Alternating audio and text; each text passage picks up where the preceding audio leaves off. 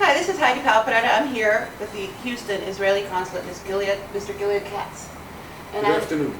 Good afternoon. I'm so happy to see you today. Thank you so much that you took the time to speak to us. We met around what? How many months ago? Oh my goodness. Almost a year ago.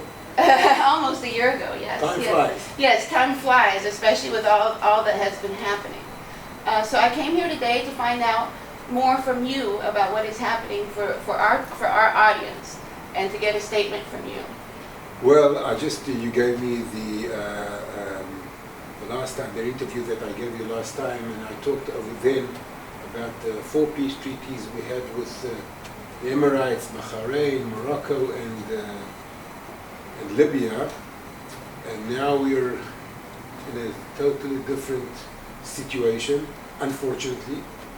But what we have to think and understand that even though I will not speak about the circumstances and the current issues, but thank God, those 4 countries that we have peace treaties with are solid, strong with us, and this just shows you how important and how changing these peace treaties were.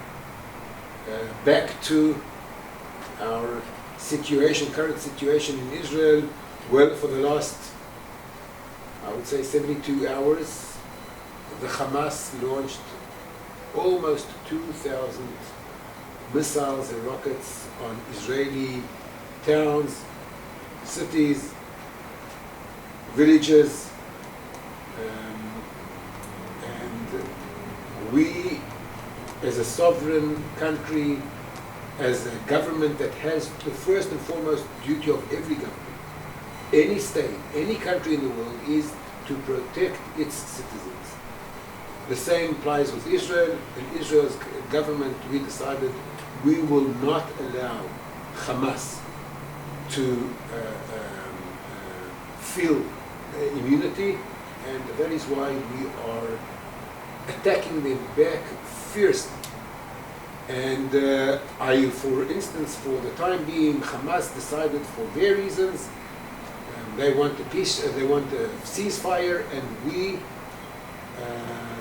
declined the ceasefire. You did what? Declined. Did you decline the ceasefire? Correct. And the reason is because we do not work, nor do we play according to the Hamas rules. They thought that if they start, they can finish and they can do whatever they want to. That doesn't work. We don't play, and we don't work for the Hamas.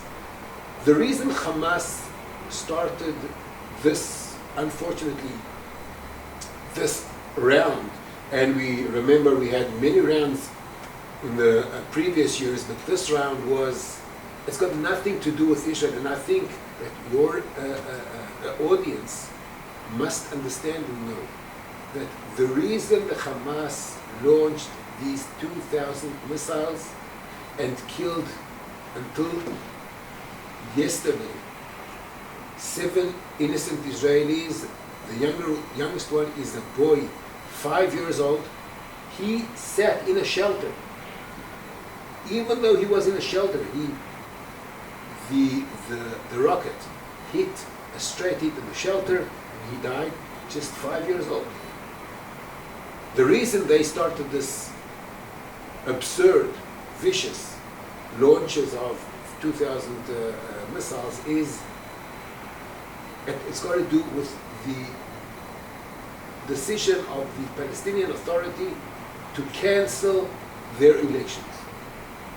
Okay, then I know a lot of people are wondering what started this. So, and now, if you just think about it, there's a dispute between 2 parties in the Palestinian society. On the one hand, what they call a more moderate secular party, the Fatah. The Fatah is led by the Palestinian Authority President Mahmoud Abbas Abu Mazen. And on the other hand, we have the Hamas, terror organization, which runs in the Palestinian politics. Now they have a dispute, when should the elections take place? The last time there were elections, the Palestinians are a democracy. The last time they had elections was in 2006, only 15 years ago. And now they were supposed to have elections in the coming month, in June, and for many reasons, internal reasons, the Fatah decided, the ruling Fatah party decided they are postponing, actually cancelling the elections. Why? Because they saw in all their polls, in all the polls, and this is something that everyone knows, I mean, whoever understands, reads, learns about the Palestinian society knows that today, 2021, the Fatah is disliked by the majority of the Palestinians, whereas the Hamas is much more popular. So according to the polls, the Hamas, a terror organization, a tyranny terror organization, according to the polls, if the elections would have taken place this month, they would have won the elections. So what do? They decided, the Fatah, they decided they cancelling the elections. So the Hamas felt like they were robbed. Why aren't there any elections? So what do? Instead of somehow getting along, trying to get some sort of a solution between the Fatah, what do? They launch missiles on Israel. And doing so, they gain only more popularity. This is something that any decent human being from a modern, civilized, democratic country should try. It's impossible to understand, but you try to understand. Civilians, Gazans and Palestinians are accepting and are supporting the Hamas while they bombard Israeli cities, towns, and villages. This is something absurd. And while they're doing so, they are committing actually 2 war crimes. The first war crime is against their own people. A third of the rockets and missiles that they've been launching, a third, that means if we're talking about 2,000, we're almost 700 missiles and rockets fell and exploded in the Gaza Strip itself. We know, Israel knows, we know definitely that at least a dozen of the Palestinians, out of the 69 Palestinians, at least a dozen were killed by those missiles and rockets that fell in the Gaza Strip. Part of those 12 are children. So who's to blame? Are we also to blame for the lives of those 12? According to the Palestinians, according to Hamas, of course, we're to blame of everything. And around 60%, this is what I read last, I got the information. Around 60%, we think it's a little higher, but you know what? Let's agree about 60% of the casualties in the Palestinian side, on the Palestinian side, were terrorists. We don't count them as civilians. These guys are not innocent. They deserve to die. These people want us, each and every one of the Israelis, to die. That's why they launched missiles. So if they die, I have no bad feelings about it. On the contrary, the more the terrorists die, the better it is for our world. So we're talking about, I'm not saying every single person is precious, life is sacred, we all know that, believe us. We do not do anything on purpose. Sometimes there are mistakes, everyone does mistakes. But the Palestinians, when they launch their missiles from within the populated areas, that is considered to be committing a war crime according to the international law. So that's the first war crime. The second war crime is that they're launching those missiles on Israeli innocent towns, cities, and villages. That's the second war crime. Now I'm asking, 72 hours have already passed. Where is the international community? I'm asking, where is the international community? Where is the morale, humanity? There are crimes the Palestinians are committing on a daily basis, every single hour, committing war crimes, and all of a sudden silence. All of a sudden, why? Doesn't Israeli lives matter? Is our blood less red than the Palestinians' blood? I just can't understand where it comes from. I have my answers. I think we're talking about hypocrisy. I think we're talking about politics. Nothing has got to do with justice. Nothing has got to do with morale. Nothing has got to do with the right thing. And Israel, as I said, and I'm a passionate Zionist, I'm a proud Israeli. We will continue to work for the Israelis. The government of Israel, her duty is to protect Israelis, and we will see to that the Hamas, who started all this round, will pay the price. Thank God, up to now, as I said earlier, we're talking about a few dozens of terrorists who were killed, even high-ranked terrorists from the Hamas organizations. But we understand that the Hamas, the ideology, they do not recognize Israel as the state of Israel. They do not recognize the existence of Israel. They just don't.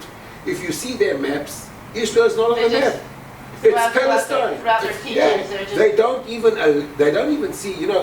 There are, and I hear from the international community, there's a discussion or dispute. Do we have to? What about the territories? Do they belong to Israel? Do they belong to the Palestinians? There's a very, very, very intensive debate about the territories. But if you look in the maps of the Palestinians, and I'm talking about not only the Hamas, also the Palestinian Authority, which we signed agreements in 1993, the Oslo Accords, and they were supposed to recognize Israel as the Jewish state. Their maps without Israel is wiped out of the maps. And I would say more, we Israel, we demanded, according to the Accords, the Oslo Accords, that they have to change all their education system towards Israel. They signed on it, and nothing really happened. So we're here in 2021. We're once again facing this brutal, vicious, cruel attack on our citizens. We're talking about over 1.5 million students that are at home. Schools are closed. Businesses, everything's closed. Everything got shut down. Everything is shut down. My wife is in Israel now because I'm finishing my tenure this coming summer, and she went to Israel, to start to prepare and whatever. She's there. Last night and 2 nights before, more than 3 times, one night 3 times, one night 5 times, she had to wake up during the night and run to the shelter. And she lives near the airport, the international airport. Now just think of that. I would like to know how would, and I'm believe me, this is something that I don't wish it to my enemies, but think if the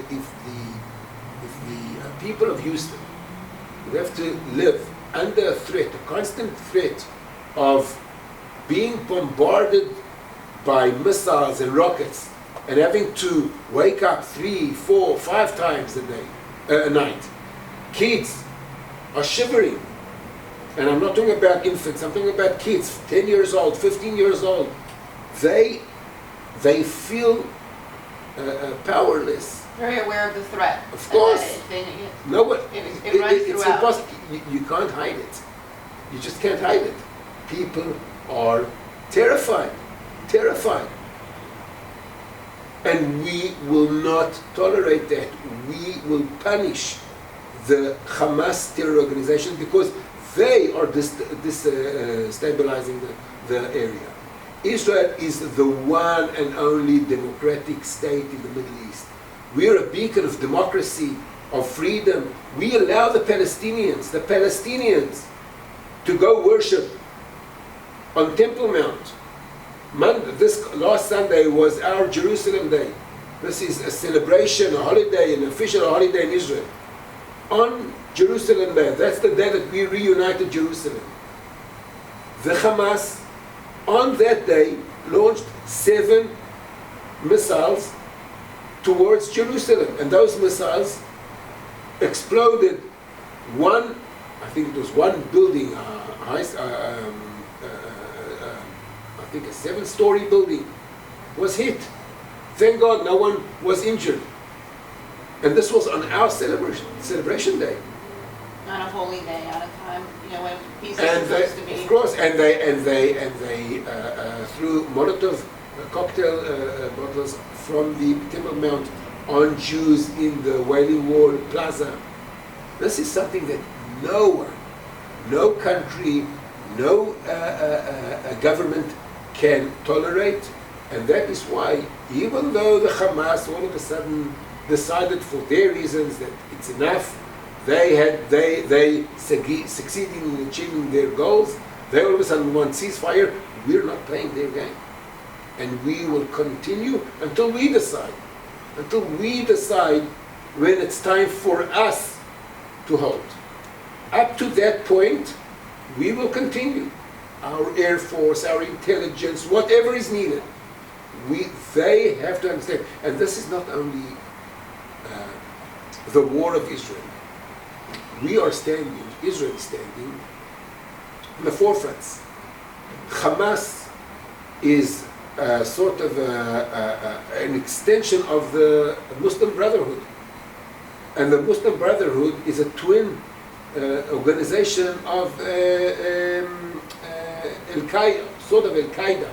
Okay. So this is something global. We have to fight this pandemic, this terror pandemic, in every place we have to face it. Israel is in the forefront.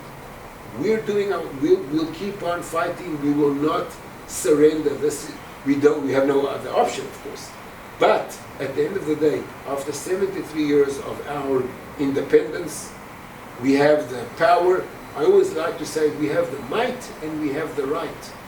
We have the might, meaning the power, the physical power, and we have the right. We have the spiritual right, we have the moral right, and we have the law on our sides, and both might and right are our sides. That's why I am totally convinced that at the end of the day, even though we're going quiet, we're experiencing difficult days today, challenging days. We will overcome. We will get over this. The Hamas will hopefully be weakened, and there's nothing else we can do but to stay united. And thank God I can say that the Israeli society is very united. We understand that we are with our back to the wall. We have our differences, disputes, a lot of disputes we have in the Israeli society, but when we stand facing our enemy, we know how to unite. And thank God we are united. We'll just have to take a deep breath and we'll overcome. I love how you can visualize peace, because we need more people that are working with everyone that can visualize it. And I know that it's hard to with terrorist groups being involved. But I agree with you. But what has to say? It's impossible to have peace with a snake. There's no negotiation with snakes. At least I don't see any option of having a negotiation with snakes.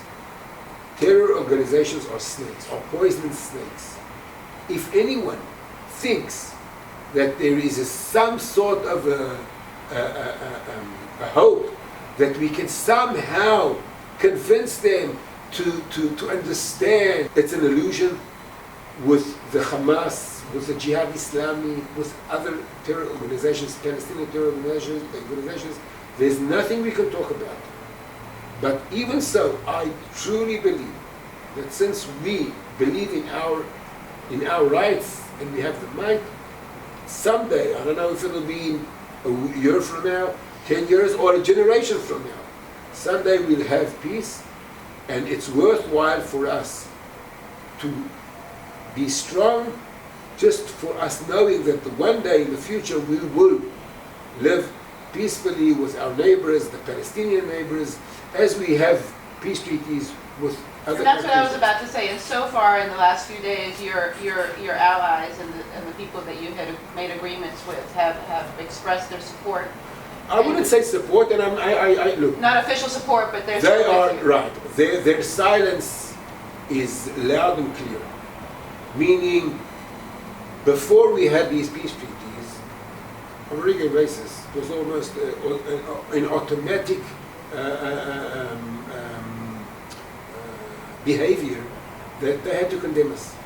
Why? Because they are part and parcel of the Arab Muslim world.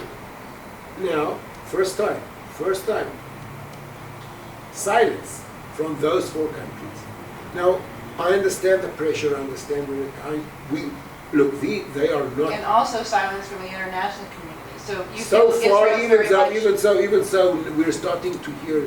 You're right. Thank God, the administration, the American administration, which we are very close to, we work together with them. Prime Minister Netanyahu had very, very long conversations with the administration, with the president.